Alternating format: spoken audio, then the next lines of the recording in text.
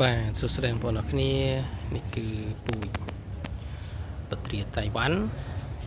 ពូជM16 បងប្អូនបាទ M16 ស៊េរីក្រោយគេណាបងបាទហើយដើមទូចទេបងប្អូនខ្លះគាត់ចង់បានមួយពូជអញ្ចឹងណាបាទដើមនេះនៅទូចទេបាទអត់ទាន់បានមានពូជទេហ្នឹងហើយបើថាទុកផ្លែវិញគេថាផ្លែកាន់ល្អបងប្អូនបាទមកឃើញតែដើមទូចអញ្ចឹងឯណាហើយមើលផ្លែនេះបាទកាន់មិនធម្មតាគាត់ថានេះខ្ញុំអត់ទុកវាទេហើយនេះគាត់នៅទុក show ឲ្យបងប្អូនមើលអញ្ចឹងណាអ្នកខ្លះគាត់ថាយកទៅមិនបានដាំអត់ផ្លែបាទដាំមិនផ្លែបងប្អូនប្រើជីជំនួយបំពន់ឲ្យវាពេញកម្លាំងអត់អញ្ចឹងណាបាទតែកាលណាវាពេញកម្លាំងវាផ្លែបងប្អូនបាទបងប្អូនមើលតែដើមប្រព័ន្ធចុងចង្កឹះហ្នឹងហើយខ្ញុំដាំបាទហើយ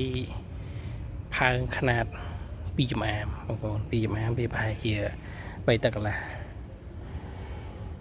ហើយมันមានកុហកបងប្អូនទេ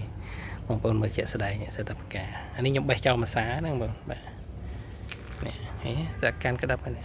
បាទអានេះក៏កាន់ក្តាប់ដែរហើយដើមទូចប្រព័ន្ធចុងចង្កឹះហ្នឹងបងទេហើយមិនមែនដាំផើងធំទេទូចទេបាទអរគុណ